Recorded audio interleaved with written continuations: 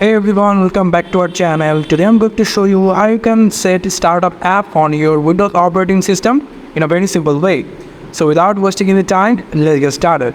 So first we have to come over at your search option and search for run.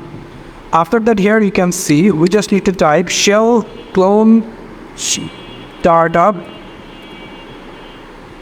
and then click enter. After that, your startup folder will be open, and now what we're going to do, we will going to search another time run, click enter, and then here we will going to type apps folder. You can see shell clone apps folder, and then click OK.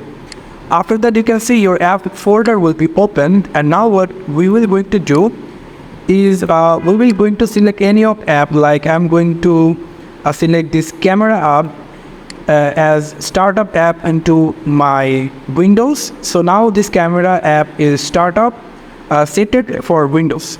So by this you can select any of your preferable apps that you want to run as startup. You can do it.